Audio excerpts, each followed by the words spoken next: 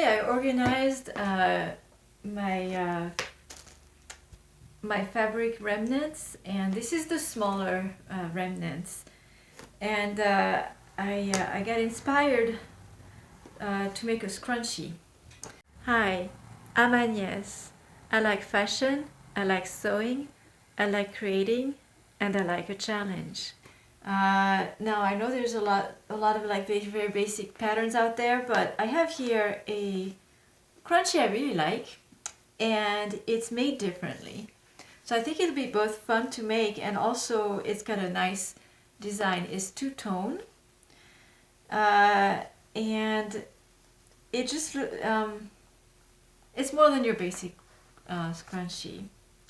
It's got an edge with kind of a bias tape edge that has a lot of structure. So there was interfacing that was used there. I don't have that kind of really strong interfacing, so mine will not look like that, I don't think, but I'll do with what I have. And then it's got one side done with one fabric and the other side done with a solid color. So I've studied it. I have some idea of how it was made, but not 100%. So this would be a journey of discovery. As usual, when I start my projects, I don't know where they'll go. I think I should put a disclaimer on all of my videos that I actually don't know what I'm doing, because that's close to the truth.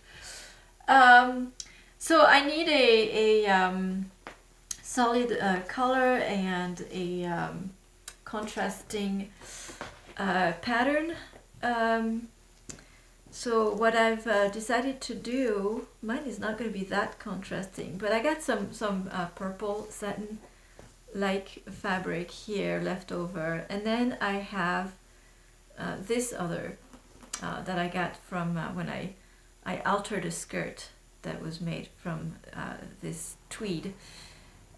So I am going to be using that tweed and the that purple fabric and give this a shot. The first step is the cutting of the fabric, and I will need 2 larger pieces, and then I also need the edges. So when it comes to the 2 larger pieces, I can measure that. I'll just measure that right off my scrunchie here, and it needs to be 9 centimeters plus seam allowances, so that will make it I'm hesitating between, yeah, I think 1 centimeter seam allowances for this application is enough, so I'll make that 11, so 11 wide. And then for the length, let me measure from seam back to the seam. That's 20.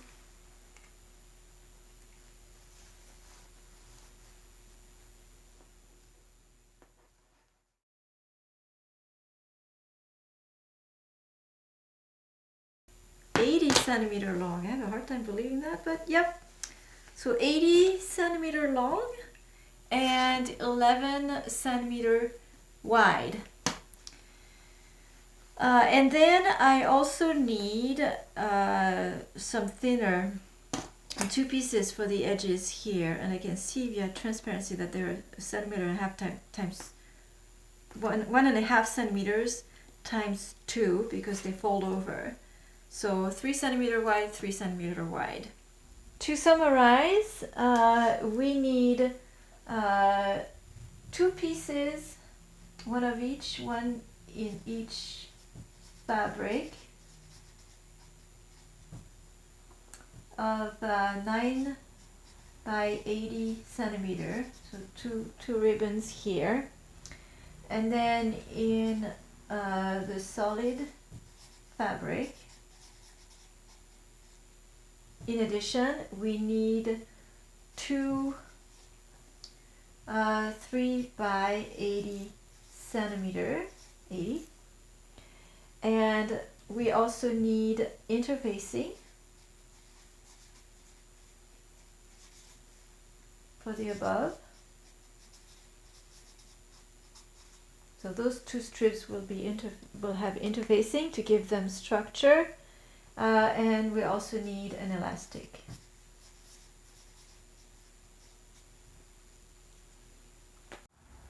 As luck would have it, it will work with the remnants that I have. This is adaptable, like it doesn't have to be 11 centimeters, but if you want a good size scrunchie, it shouldn't be too much shorter than that. So this band, for instance, is almost exactly 11, a little over that. And this might be a little less, no, same thing, 11 centimeters. So let me start with this patterned fabric. How much I have? Oh, there I have a scale down here. So 20. So this would give me half of it. It's a little over 40 centimeters, 45 centimeters. And this one will provide the rest essentially. So the first thing is I want to make them nice and square. So I do have a straight edge on this one. It's convenient because it's got a print. So that's my straight edge, and that up here is not quite straight, so I'll have to cut it, and I will follow the pattern to make that even. So I cut my two rectangles that I need to join to make a single band, and as much as I was tempted to join them on the bias, I won't, because I failed. If you join two on the bias, you need to be planning for that. You have to add an extra. I should have added an extra width. I should have added an extra 11 centimeter. I didn't even have quite that on my remnants. So I won't be doing that. I will join them just straight. So this is what I have to work with the satin fabric. So for these, since I don't have a pattern that I can follow, like lines on the fabric itself, I'm going to use the other method, and that is where you fold it into rectangles.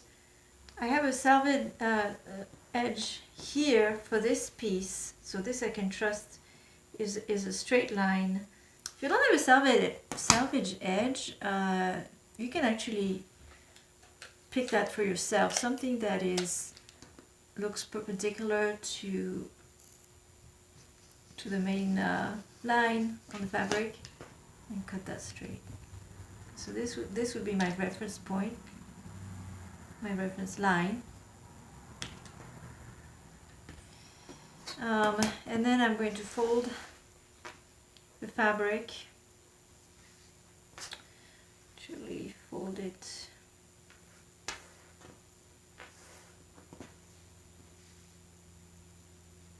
align it, yep. I'm not going to use this part. Take off the sleeve cap.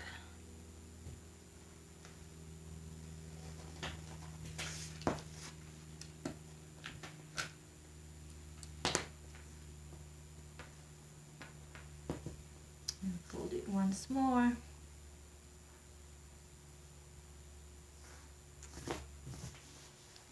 And then horizontally, so I've aligned the salvage, the straight edge that I created, that was along the salvage edge, along a vertical line on my cutting mat. And so now if I cut this, my rectangle along a horizontal line, I will have something that is perfectly square.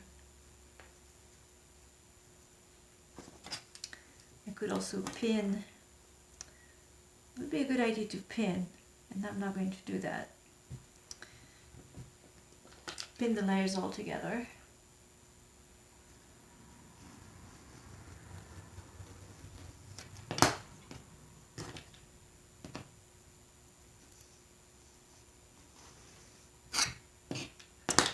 Okay, and now I need to cut one that is 11 centimeters from there.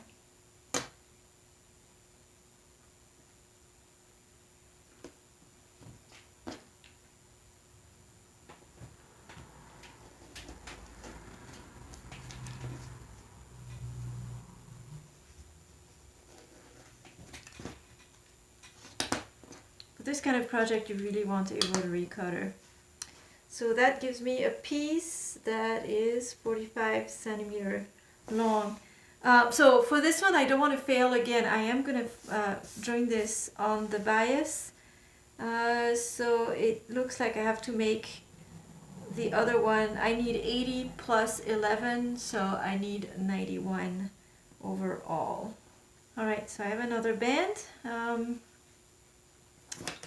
Let's see how much we have. The other one was 45 centimeters and this one is 44.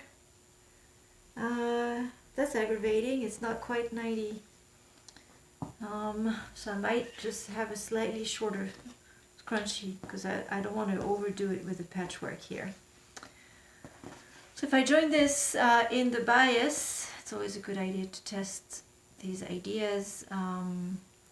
When I unfold this, it'll be like this. Of course, I was wrong. It needs to be like that. They need to be right sides facing. And then it'll be like this. So let's see how long that's going to be. 30, 60, yeah, 77. Good enough. Alright, so far all we did was cutting rectangles.